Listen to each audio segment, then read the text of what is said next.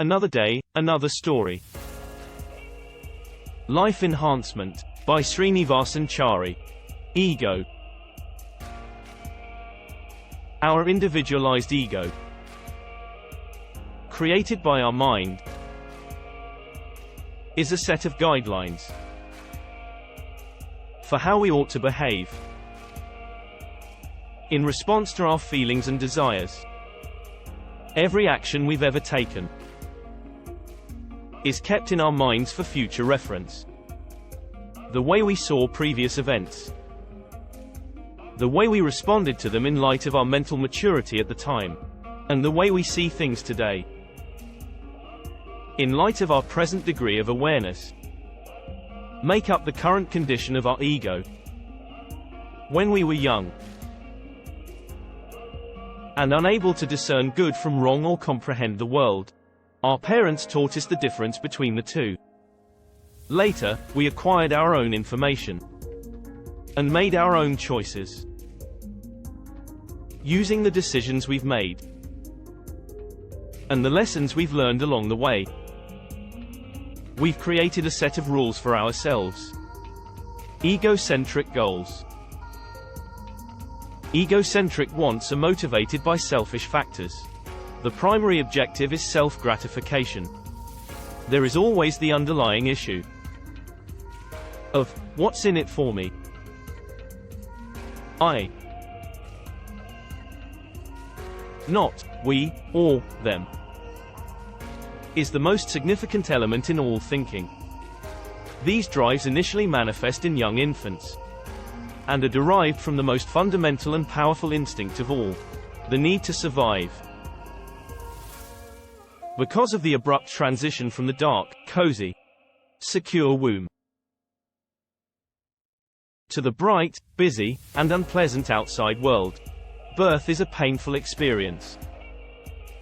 Feeding occurs just at specified periods. It is neither automated nor continuous.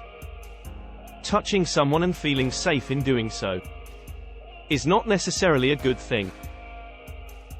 The infant rapidly picks up on the fact that crying is the only way to require attention and nourishment. Once it realizes this, to survive, it has to weep. The infant's demand for nourishment and attention is what is causing it to cry. The variations in wants.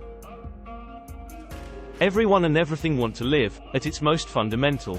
It becomes apparent while looking for necessities like food, water, clothing, and a place to live. People's next want is to feel secure and certain that they will be able to live for the foreseeable future. When a person is no longer concerned with survival and staying secure, he or she seeks for the protection and security of belonging to a community. The herd instinct refers to this. When someone joins a group, they desire to stand out from the crowd, out of fear of being a nobody and getting lost in the crowd. The purpose of trying to stand out from the crowd is to obtain and maintain a unique position within it, so that you may remain a member. Only a member who feels secure and at ease may begin to see beyond their own desires. His or her survival instinct takes over if their position or safety is ever in jeopardy, and their actions reveal that they want to restore things to as they were. What we do and the ego.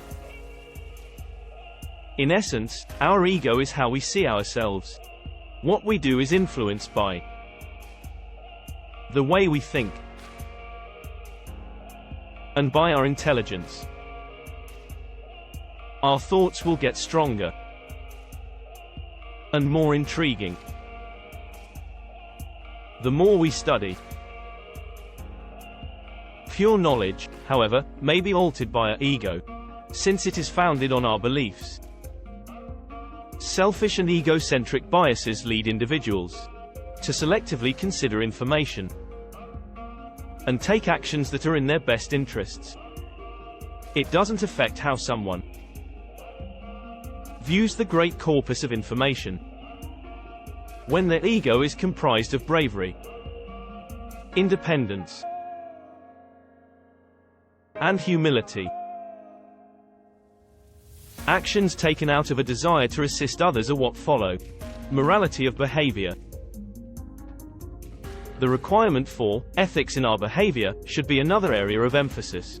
By periodically re-evaluating their actions, mature adult creates a set of guidelines on how to behave. They have ideals that guide their wants and their judgments of themselves are founded on an unbiased self-evaluation that is unaffected by their emotions.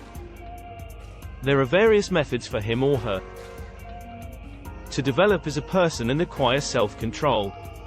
1. The manner of work is to keep your attention on the job at hand, without allowing any other ideas or impulses to interfere. 2. The road of devotion entails a selfless dedication to serve all people. 3. The road of wisdom, constantly seeking knowledge and the truth. But regardless of the route they choose, a highly developed person has learned to harness their emotions and sentiments, to satisfy a deep desire, to use their abilities, to serve others as well as oneself. Thanks for watching.